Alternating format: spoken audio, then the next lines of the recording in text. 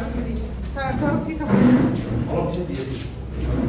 গাখীৰৰ cold coffee এটা বনাই দিয়া চাহ আৰু চেকিবা দিলে মিক্সিত ঘূৰি দিয়া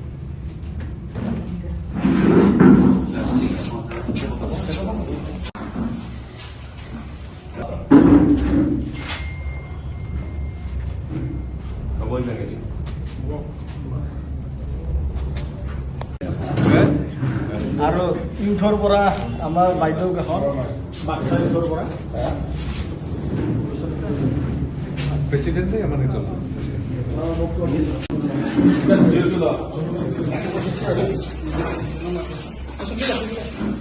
বন্ধুসকল, আমি প্ৰথমতে আমাৰ BTC চিফ হাগ্ৰামা মহিলাৰী ডাঙৰীয়া আৰু তেওঁলোকৰ পাত্ৰী BPFক আমি আমাৰ ধন্যবাদ আৰু কৃতজ্ঞতা জনাইছোঁ যে ইলেকশ্যনৰ পূৰ্ব আলোচনা মতে তেখেতে ইতিমধ্যে GSP ফালৰ পৰা আমাৰ ওদালগুৰি ভেৰগাঁৱৰ আমাৰ BTC বা অসমৰ কাৰণে গৌৰৱ হেমপ্ৰভা দেৱীক নমিনেট GM হিচাপে তেওঁলোকে ইতিমধ্যে এপইণ্ট কৰিছে আৰু আমি আশা ৰাখিছোঁ যে হয়তো আহি থকা দিনতো তাতকৈ হয়তো আৰু অধিক দায়িত্ব লোৱাৰ কাৰণে আগ্ৰহী হৈ আছে আৰু আমাৰ যিখিনি আলোচনা দ্বিতীয়তে তেওঁৰ কাৰণেও আজি খুব আৱেগ আৰু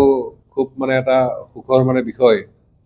যে আপোনালোকে জানে BTC যেতিয়া অশান্ত হৈছিল 1988 চনৰ 8 আগষ্টত তেওঁৰ নিজৰ দেউতাক আমাৰ কোচসকলৰ কোচ ৰাজবংশীসকলৰ মানে ৰাজ পৰিয়াল যেতিয়া গলিত আহত হ'ব লগা হৈছিল তাৰপিছত তেওঁলোকে ভেৰগাঁও এৰিব লগা হৈছিল মংগলদৈত তেওঁলোকে থকাৰ কাৰণে থাকিব লগা হৈছিল তাৰপিছত আকৌ আলফা সূত্ৰে গৈ গৈ গৈ শেষত ব্যৱসায় আৰু উদ্যমিতাৰ কাৰণে তেওঁ গুৱাহাটীতো থাকিব লগা হৈছিল কিন্তু আমি BTC-বাসী ৰাইজে আজি উৎফুল্লিত হৈছে সকলোৱে তেওঁক আমাৰ মাজত পায় আপোনালোকে জানে যে আমি আমাৰ ৰাইজে এটা ৰাজনৈতিক আৰম্ভণি কৰাৰ পৰা তেওঁ আমাৰ লগত লাগি আছিলে তেওঁৰ কাৰণে অকল সেই স্বীকৃতিটো তেওঁৰ কাৰণে নহয় আমাৰ গোটেই BTC-বাসীৰ কাৰণে এটা খুব মানে এটা ভাল বিষয় বুলি ভাবোঁ এটা পজিটিভ বিষয় আৰু তেওঁ অসমৰ এজন উদ্যমী হিচাপে নাৰী মহিলা নেত্ৰী হিচাপে উদ্যোগী হিচাপে তেওঁৰ যিখিনি অভিজ্ঞতা হৈছে তেওঁৰ যিখিনি প্ৰাপ্তি আমি ভাবোঁ BTC ৰাইজে হয়তো আহি থকা দিনত তাৰ কিছু অলপ ফল পাব আজি মুহূৰ্তত আমি বহুত বেছি ক'ব খোজা নাই আমাৰ বিশেষকৈ আমাৰ শুভাকাংক্ষী সমৰ্থকসকল আমি এইটো কথাই কৈছোঁ যে আমি BTC ৰাইজৰ হৈ আছোঁ ৰাইজৰ হৈ থাকিম আৰু ৰাইজৰ সেৱা কৰাৰ কাৰণে সদায় আমি ৰাইজৰ মাজত থাকিম আজি আৰু আমি বিশেষ কথা পাতিব হৈছে না গতিকে আমাৰ কৰ্মীসকলেও কৈছে যে অলপ ধৈৰ্য মানে তেওঁলোকে ধৰিব লগা হৈছে আৰু কিছু কিছু বিষয় আছে যিহেতু আমাৰ আনুষ্ঠানিকভাৱে এটা আজি স্বীকৃতি এটা হ'ল ইয়াৰ পিছত নিশ্চিত আমি সেইবিলাক বিষয়ে পাতি আমি সমাধান কৰা কৰিম আমি তেতিয়াতে আমি এটা কথা তেওঁক কৈছিলোঁ যে আপুনি কেৱল 5 বছৰৰ কাৰণে নহয় আৰু যাতে 20 বছৰৰ কাৰণে চিফ হৈ থাকে সেইকাৰণে পজিটিভ পলিটিক্স কৰাৰ কথাটো আমি আমাৰ ফালৰ পৰা কৈছিলোঁ আৰু আমি এইটো কথাও কৈছিলোঁ যে তেওঁক যে আগন্তুক MLA ইলেকশ্যনটো আমি নিশ্চিতভাৱে সহায় কৰিম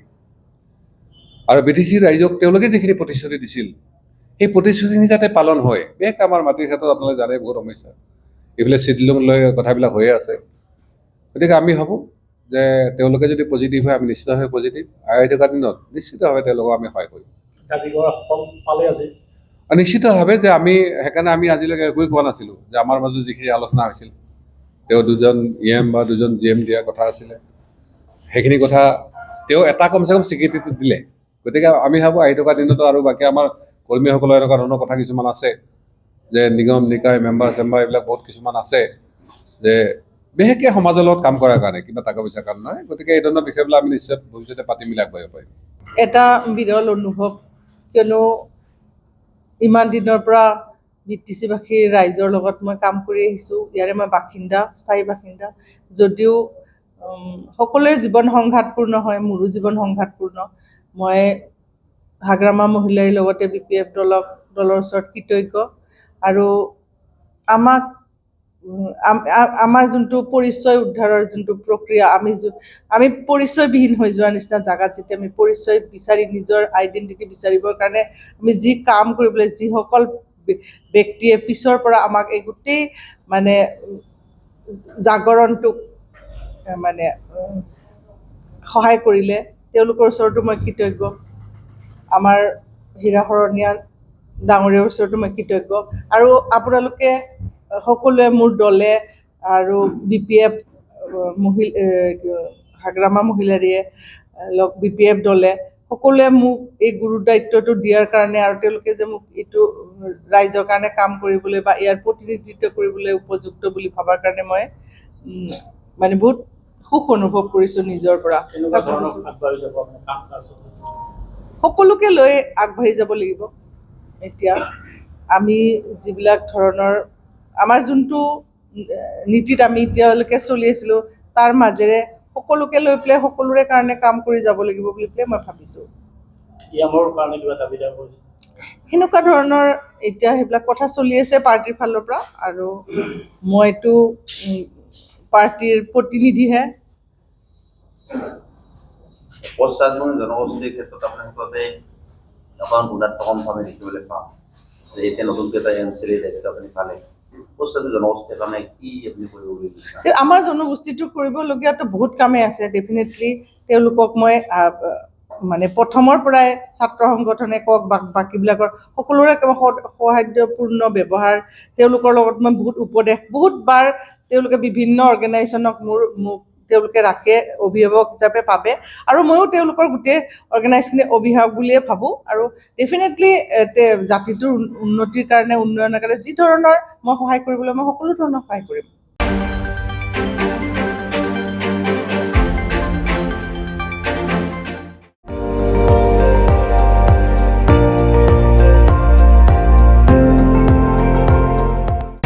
আপুনি চাই আছে ND24 সৰ্বশ্ৰেষ্ঠ নহয় সৰ্বোত্তমৰ দৌৰ